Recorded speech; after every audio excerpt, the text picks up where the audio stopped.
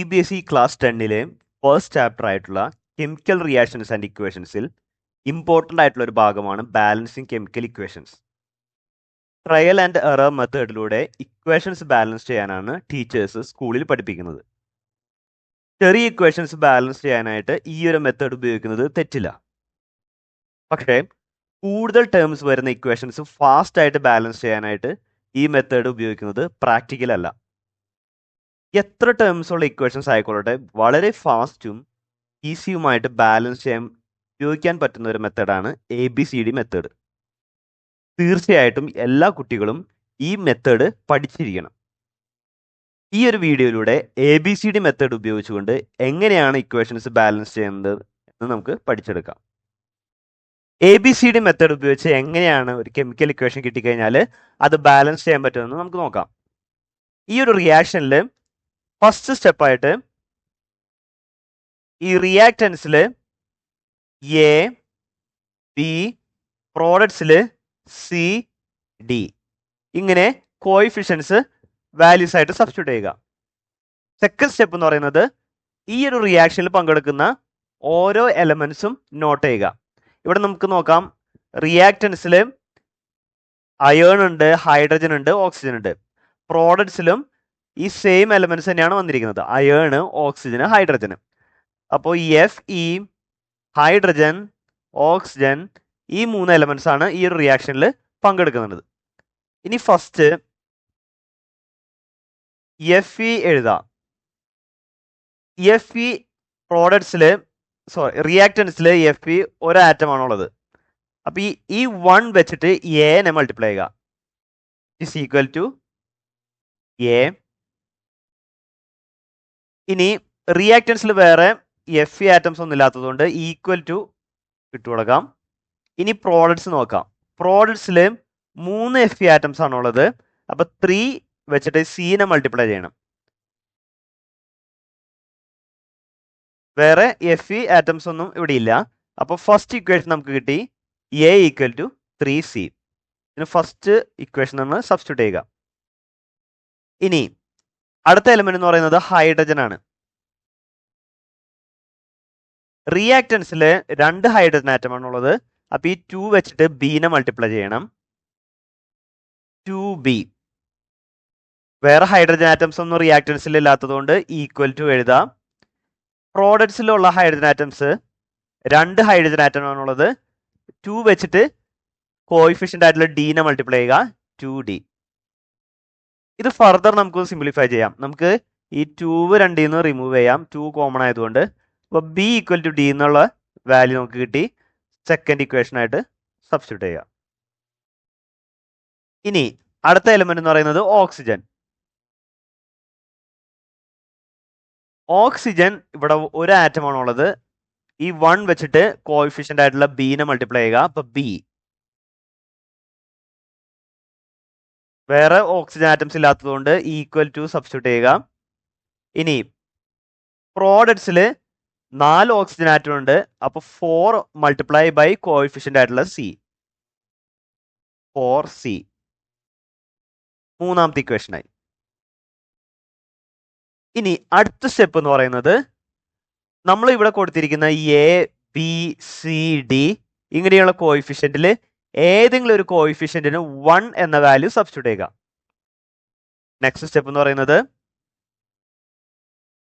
Substitute any coefficients വിത്ത് value 1. 1 എന്ന value ഏതെങ്കിലും ഒരു കോഎഫിഷ്യന്റിന് സബ്സ്റ്റിറ്റ്യൂട്ട് ചെയ്യുക. അപ്പൊ ഞാൻ എളുപ്പത്തിന് Cക്ക് 1 എന്ന വാല്യൂ സബ്സ്റ്റിറ്റ്യൂട്ട് ചെയ്യാണ്. C ഈക്വൽ ടു 1 എന്നുള്ള വാല്യൂ സബ്സ്റ്റിറ്റ്യൂട്ട് ചെയ്യുന്നു. അപ്പോൾ ഫസ്റ്റ് ഇക്വേഷൻ നോക്കിക്കഴിഞ്ഞാൽ സിയുടെ വാല്യൂ 1 എന്ന് കൊടുത്തു. A equal to 3 times C ആണ്. അപ്പോൾ എയുടെ value A equals 3 multiply by 1 which is equal to 3. അടുത്ത ഇക്വേഷൻ, അടുത്തത് തേർഡ് ഇക്വേഷൻ നോക്കാം. അവിടെയാണ് C ഉള്ളത്.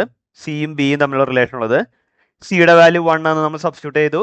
അപ്പോൾ B equals 4 multiply by 1 which is equal to 4.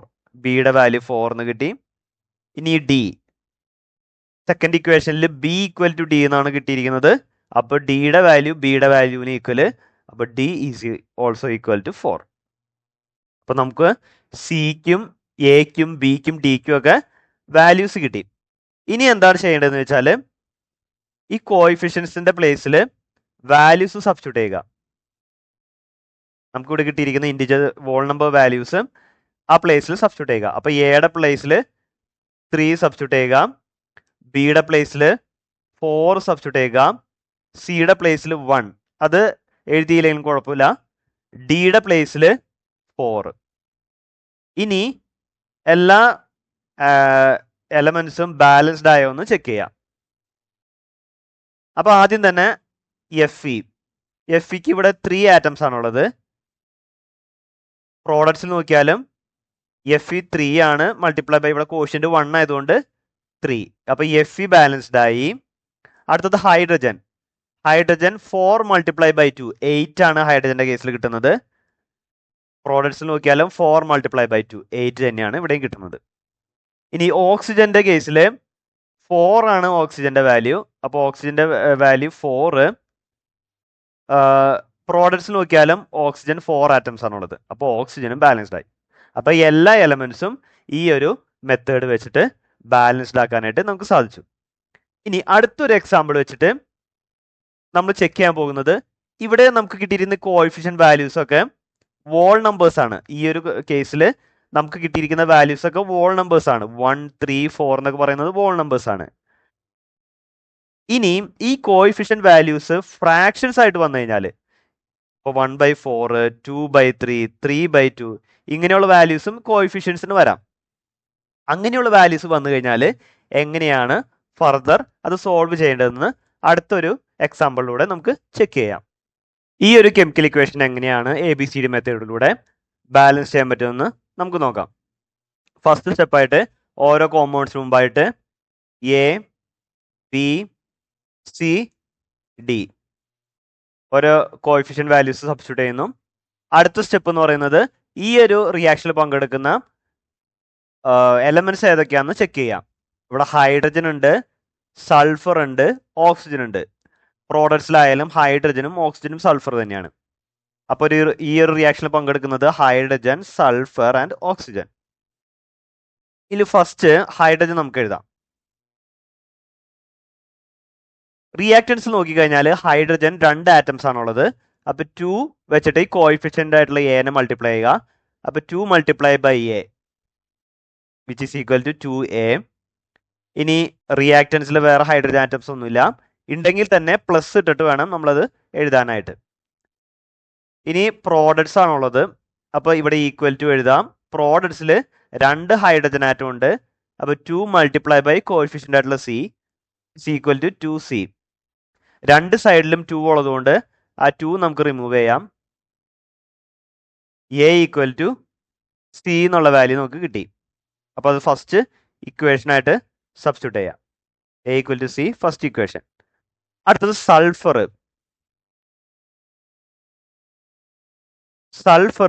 റിയാക്ടൻസിൽ ഒരു സൾഫർ ആറ്റം ആണുള്ളത്.